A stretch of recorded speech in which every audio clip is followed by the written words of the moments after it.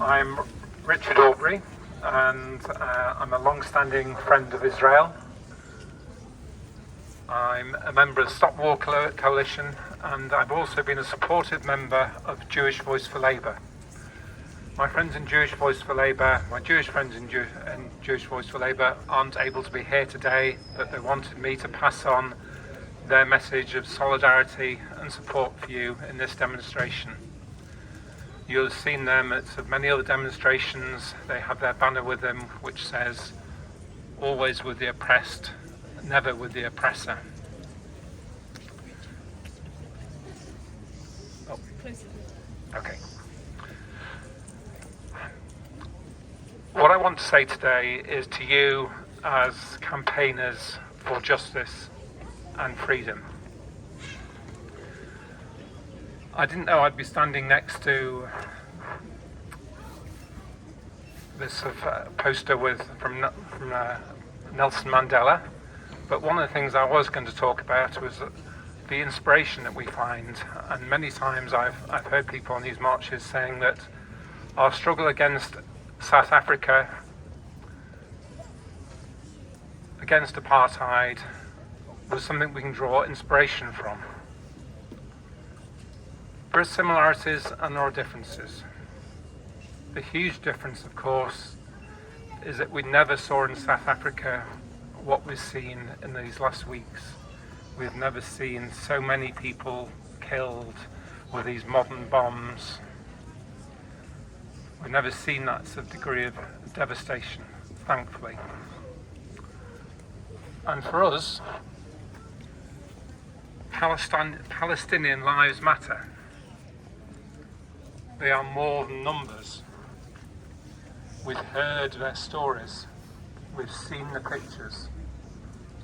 We've heard the stories of fathers who've lost their children. We've seen the children who've died. And we have our reaction to this. It's profound sadness, and it's anger, but it's also bewilderment.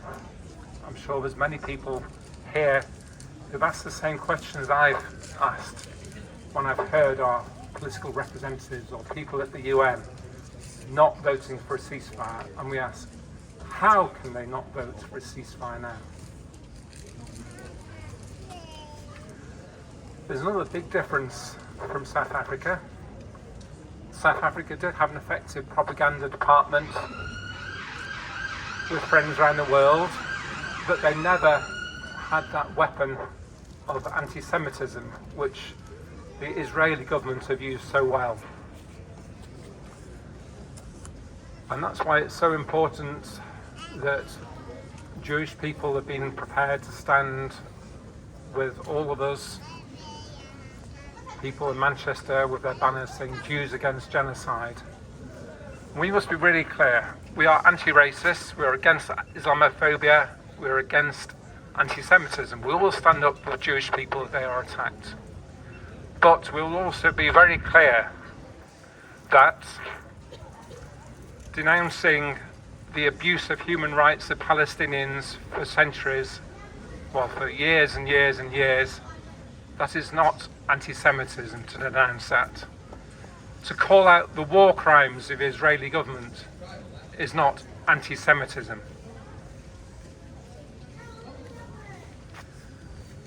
To call out and denounce the policies and the words of the Israeli government which amount to genocide, that is not anti-Semitism. There are similarities in the struggle with against apartheid. One of those is a long struggle. It's a long walk to freedom for the South African people. It's a long walk to freedom for Palestine. Starting back in 1917 with the Balfour Declaration and the Nakba in 1948, it was the same for the South African people. And in solidarity, that means it's not an instant success. And sometimes giving out leaflets can feel like slow progress and that we're not doing anything. But we must continue. And we must celebrate the successes. As Lizzie was just mentioning, there have been successes.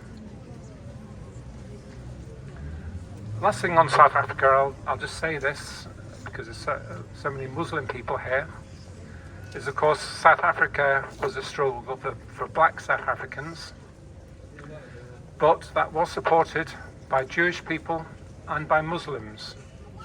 And one name you can look for inspiration was the name of Abdullah Haron, who was an imam in Cape Town, who stood against apartheid, and then in 1969 was detained and killed by the South African government.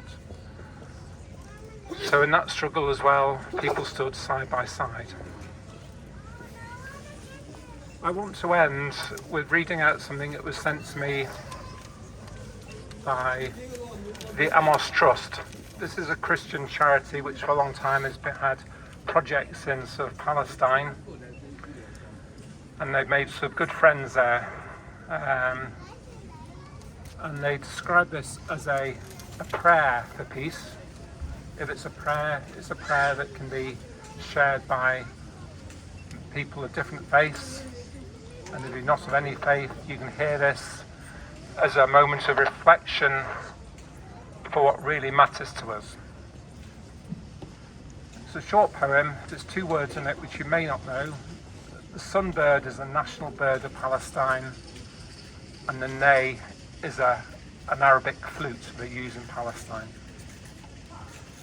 May the peace of the sunbird's song be heard once more on the shores of Gaza. May the peace of a ney's lament wash over the hills of Bethlehem, and may justice flow like a river, like a never-ending flood. Go in peace, as the makers of peace, as those who believe that another world is still possible, and we shall hear her breathing again one day.